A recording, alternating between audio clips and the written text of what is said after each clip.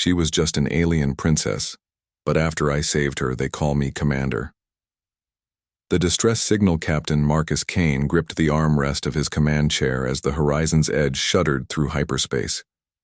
The human exploratory vessel had been patrolling the outer rim for 3 months when the signal came, weak, intermittent, but unmistakably a distress beacon from the war-torn Valari system. "Sir, we're receiving coded transmissions from multiple sources," reported Lieutenant Vex Thorne, his cybernetic eye glowing as data streams flowed across his retinal display. "Looks like a full-scale engagement between Valari Imperial forces and the rebel faction known as the Crimson Void." Kane studied the tactical display. The Valari Dominion had been embroiled in civil war for 2 years, their crystalline cities burning while their fleet commanders chose sides. Humanity's fragile peace treaty with the Dominion explicitly forbade interference in their internal conflicts. "Captain," called out Navigator Zara Blackwood from her station, her fingers dancing over holographic controls. "The distress signal isn't coming from either fleet. It's planetside. Coordinates suggest the old Royal Palace complex." Communications. Officer Dante Rivers looked up from his console, concern etched on his weathered face. "Sir, I'm detecting Valari Royal encryption protocols in that signal. This could be someone from the Imperial family." Kane felt the weight of command settle on his shoulders. The Valari were 8-foot-tall humanoids with chitinous armor plating and bioluminescent markings that shifted color with their emotions. Their royal bloodline was considered sacred, and their political stability affected 3-star systems. "Sir," Thorne continued, "our long-range sensors show rebel ships converging on the palace. If there's someone important down there..." "We hold position," Kane ordered, though every instinct screamed at him to act. "Our orders are clear. No interference in Valari internal affairs." Chief Engineer Ruby Cross's voice crackled over the comm from the engine room. "Captain, we've got full power to all systems. If you're thinking what I think you're thinking, the Edge can handle it." Through the viewports, the blue-green world of Valari Prime hung like a jewel against the void, its surface scarred by orbital bombardments. Kane watched as rebel dropships descended toward the palace complex like metallic locusts. "The signal's getting weaker," Rivers reported urgently. "Whoever's down there is running out of time." Kane closed his eyes, thinking of his daughter back on Earth, of the peace treaties that kept human space safe, of the court-martial that awaited if he acted. Then he thought of someone trapped and dying while he watched from safety. "Thorne, Cross, suit up for combat insertion. Blackwood, plot us a stealth approach to the palace. Rivers, keep monitoring that signal and prep emergency medical." "Sir." Thorne stood, his military bearing rigid. This could mean war between humanity, and whichever Valari faction wins. "Maybe," Kane replied, standing and straightening his uniform. "But I won't stand by while someone dies when I could save them. That's not who we are as humans, and it's not who I am as a captain." The bridge fell silent except for the hum of systems preparing for action. Kane knew he was about to cross a line that couldn't be uncrossed, but as he looked at his crew, each ready to follow him into unknown danger, he felt a fierce pride in their shared humanity. "Take us in, Blackwood." Silent running. As the horizon's edge dropped toward the planet's surface, Kane wondered if he was about to save a life or start a war. In his gut, he knew it didn't matter. Some choices defined who you were, and this was one of them. The distress signal pulsed weakly in the darkness below, a cry for help that transcended species and politics. Kane was a human, an explorer, a protector, and he would answer that call whatever the cost. The princess, the palace grounds were a charnel house. Captain Kane crouched behind the twisted wreckage of a Valari hover tank, its once elegant curves now blackened metal. Plasma fire lit the alien twilight as Lieutenant Thorne checked his weapons charge. "Movement, 200 meters northwest," Thorne whispered, his cybernetic eye telescoping. 3 Crimson Void soldiers heading for that spire. Kane studied the crystalline structure through his scope. The distress signal was definitely coming from there, a tower that looked like grown glass, beautiful even amid the destruction. Engineer Cross had stayed with the ship, monitoring their extraction route. We go fast and quiet, Kane decided. In and out before their main force arrives. They moved like shadows across the courtyard, past the bodies of Volari royal guards, their natural armor plating pierced by high-energy weapons. Kane had fought alongside Volari forces during the Nexus Wars. He knew how hard it was to kill them. Whatever happened here had been brutal. Inside the spire, emergency lighting cast eerie, shadows on walls covered in alien hieroglyphs. The distress beacon grew stronger with each step upward. At the 7th level, they found a barricaded door humming with defensive energy. "This is it," Kane said, studying the alien lock mechanism. "Thorn, watch R6. The door dissolved as Kane input the universal emergency override codes from the peace treaty. Beyond lay a chamber filled with floating data crystals and star charts, clearly some kind of command center. And there, slumped against a pillar, was a Volari unlike any Kane had ever seen. She was smaller than typical Volari, perhaps 7 feet, tall, her chitinous plates a deep purple that pulsed with silver light. Intricate bioluminescent patterns covered her arms and face, markings Kane recognized from diplomatic briefings as royal bloodline indicators. Her head crest was adorned, with neural interface crowns that marked her as high nobility. But it was her eyes that stopped him cold. Where most Volari had compound eyes like insects, hers were almost human. Large, intelligent, and currently filled with pain and determination. "You are human," she said in accented standard, her voice like crystal chimes. Blood, violet, and luminous, seeped from a wound in her side. "Captain Marcus Kane, Earth Exploration Corps," he replied, kneeling beside her. "Are you injured? We received your distress call." Her luminescent markings flared brighter. I am Princess Kythera, heir to the Volari Dominion. The rebels have taken the capital. My father is dead. My guards, scattered or slain." Kane felt the weight of galactic politics crashing down on him. This wasn't just any Volari. This was the legitimate ruler of an empire that controlled 3 star systems. "Princess, we need to move. Rebel forces are converging on this position." She struggled to stand, her movements graceful despite her injuries. "Human captain, your people have no stake in our civil war. Why do you risk this?" Kane helped support her weight, noting how her skin felt warm and almost electric to the touch. "Because you called for help and we answered. That's what humans do." "Sir," Thorn's voice was urgent in his earpiece. "Multiple contacts approaching the spire. We need to go now." Princess Kythera touched Kane's arm, her markings shifting to what he somehow knew was gratitude mixed with amazement. "Your species, you defy logic. But perhaps that is what we need." As they moved toward the extraction point, Kane realized he wasn't just rescuing a wounded alien.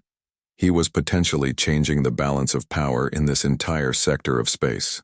The princess moved with regal dignity despite her pain, and Kane found himself wondering what kind of ruler she might become, if she lived long enough. Behind them, the sound of approaching rebels grew louder.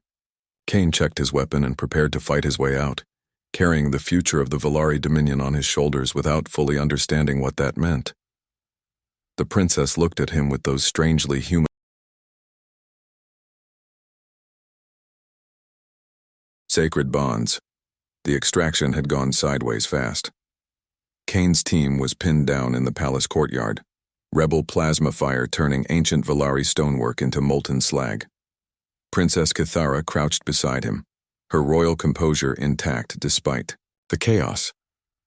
"Captain," she said, her bioluminescent markings pulsing urgent gold. "There is something you must understand about what you have done." Kane squeezed off 3 shots at advancing rebels, his human rifle crackling with energy. "Can it wait? We're kind of busy dying here." "No," she insisted, her voice carrying absolute authority. "By answering my distress call, by choosing to save me despite your treaties and laws, you have invoked the Vathon Kirill, the sacred protection bond." Lieutenant Thorn, pressed against cover nearby, glanced over. "Sir, I'm reading massive energy signatures approaching from orbit.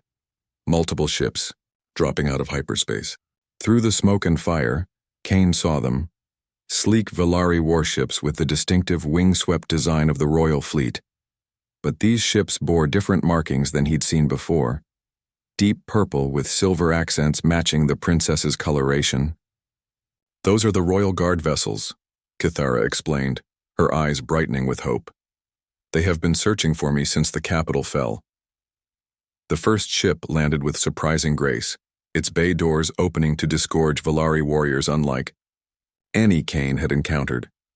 These weren't regular soldiers, they were taller, more heavily armored, their bioluminescence a unified deep purple. Each carried weapons that hummed with barely contained energy. What shocked Kane was that they didn't head straight for the princess. Instead, they formed a protective formation around him. "Captain Marcus Kane," the lead warrior's voice boomed. Through a translator, "I am War Master Jorath of the Royal Guard. By ancient law, you are now Catherine Vell, chosen protector of the Blood Royal." Kane blinked in confusion as the Royal Guard systematically eliminated the rebel forces with clinical precision. "I'm what now?" Princess Kithara's markings shifted to what Kane was learning indicated formal satisfaction.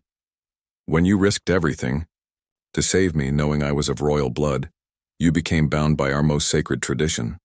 You are no longer merely a human captain, you are protector of the Valari throne." "Sir," Thorne whispered urgently, "are you understanding what she's saying? They're treating you like some kind of commanding officer." Indeed, the Royal Guard warriors were positioning themselves to receive orders from Kane, their ancient discipline, adapted to accept his authority. War Master Jorath approached, his massive form somehow managing to convey respect. "Catherine Vell Kane, Princess Kithara is wounded, and the capital remains in rebel hands. What are your orders?" Kane looked from the princess to the assembled warriors, each representing centuries of military tradition and honor. He thought of his simple mission to explore and protect, never imagining he'd become a key figure in an alien succession crisis. "First, get the princess medical attention," he decided. "Then we secure a defensible position and assess the tactical situation." "By your will, Catherine Vell," Jorath responded. And Kane realized the title wasn't just honorary. These warriors would literally follow his commands into battle. As they moved toward the Royal Guard ships, Princess Kithara walked beside him, her injury treated by advanced Valari medical technology. "You seem troubled, Marcus Kane," she observed. "I came here to save one person," Kane replied. "Now I'm apparently in charge of your military." Her markings shifted to warm amber. Amusement? He was learning. The Vathon Kiral exists because true protection cannot be commanded or purchased. It must be given freely as you gave it. That sacrifice creates bonds stronger than law or treaty. Kane watched his small human crew working alongside alien warriors with casual efficiency and realized his life had just become far more complicated than he'd ever imagined. "Princess," he said quietly, "what exactly does being your chosen protector mean?" Her reply changed everything. "It means, Marcus Kane, that you now command the largest fleet in Valari space. The weight of command. The command center aboard the Royal Guard flagship Eternal Vigil was unlike anything Kane had ever seen. Crystalline displays showed tactical data in 3 dimensions, while bioluminescent interfaces responded to thought as much as touch. He stood at the central command platform, still wearing his human uniform amid a sea of purple-armored Valari officers. Catherine Vell, War Master Jorath's translator, made his voice sound almost human. "The fleet awaits your assessment." Kane studied the holographic display showing Valari space. Crimson markers indicated rebel-controlled systems, while blue showed territories still loyal to the crown. The pattern painted a grim picture. The rebels controlled nearly 60% of Valari space, including the industrial worlds. Princess Kithara stood beside him, her injuries healed but her royal composure tested by the scope of the disaster. Her markings flickered between determined gold and worried silver as she reviewed casualty reports. "The rebels have Admiral Vextar commanding their fleet," she explained to Kane. "He was my father's most trusted general before the schism. He knows our tactics, our weaknesses." Lieutenant Thorne approached with Engineer Cross, both looking somewhat overwhelmed by their surroundings. "Sir, our ship's been integrated into their fleet network. Cross has been working with their engineers. Apparently human FTL technology is more efficient than theirs. Cross nodded enthusiastically, her practical nature cutting through the political complexity. Captain, their ships are built for endurance and firepower, but our drives are faster. If we share the technology, we could have a significant tactical advantage. Kane felt the weight of 100 decisions pressing down on him. Every choice he made would affect millions of lives across multiple star systems. He looked at the assembled Valari officers, their alien faces impossible to read but their body language suggesting complete trust in his judgment. "Princess," he said quietly, "I need to understand something. This sacred protection bond, it's not just about defending you personally, is it?" Her markings shifted to respectful acknowledgement. "No, Marcus Kane. By ancient law, to protect the royal bloodline is to protect the Dominion itself. You are now responsible for the welfare of our entire civilization."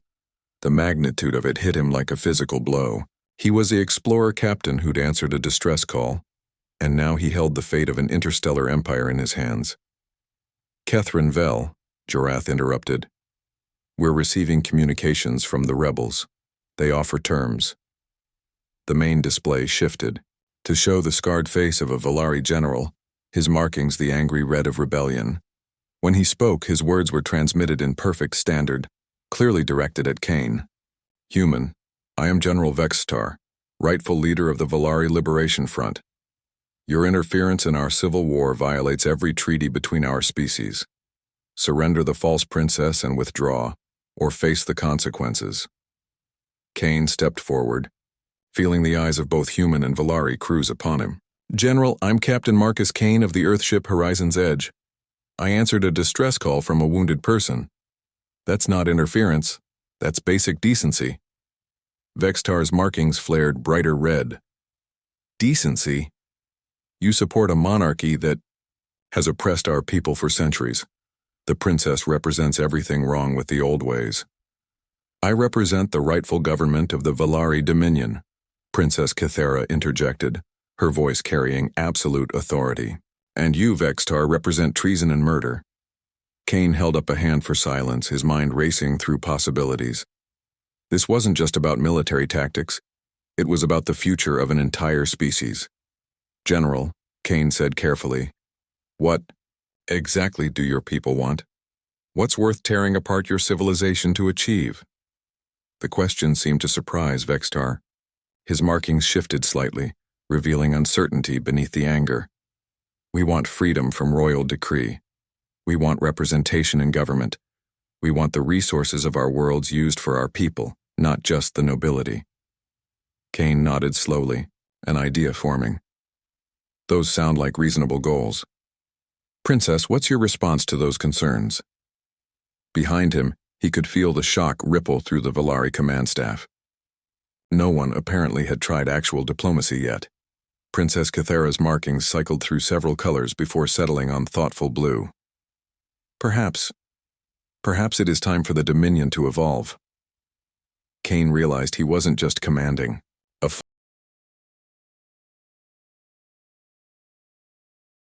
The New Dawn. 3 months later, Kane stood in the great assembly hall of Valari Prime, watching history unfold. The crystalline chamber held representatives from across the Dominion, nobles and commoners, loyalists and former rebels, all gathered to witness something unprecedented in Valari history. Princess Kythera, now Queen Kythera I, stood before the assembled crowds. Her royal regalia had been modified to include symbols representing all Valari castes, not just the nobility. When she spoke, her words were broadcast across 3 star systems. "Today marks not just the end of our civil war, but the beginning of a new era." Her voice carried the authority of ages while promising change. "The Dominion will become the Valari constitutional monarchy, with an elected parliament sharing power with the crown." Kane watched from the human delegation section, still somewhat stunned by how quickly everything had transformed. The peace negotiations had taken weeks, mediated by human diplomatic protocols that emphasized compromise over conquest. General Vextar granted amnesty in exchange for laying down arms, now served as the first elected prime minister. Lieutenant. Thorne leaned over to whisper, "Sir, still seems surreal that we're guests of honor at an alien coronation." "Honored guests?" Engineer Cross snorted quietly. "We're practically family now. Half their fleet runs on hybrid human Volari technology." It was true. The integration of human and Volari systems had created capabilities neither species possessed alone. Fast human FTL drives combined with Volari shield technology produced ships that could patrol the entire sector more effectively than ever before. Queen Cathara's markings shifted to warm gold as she continued her address. This transformation was made possible by the wisdom of those who showed us that strength comes not from rigid tradition, but from the courage to adapt and grow. Her eyes found Kane in the crowd, and he felt that strange electric connection he'd noticed during their first meeting. Over the months of negotiation and reconstruction, their working relationship had deepened into something he wasn't quite ready to name.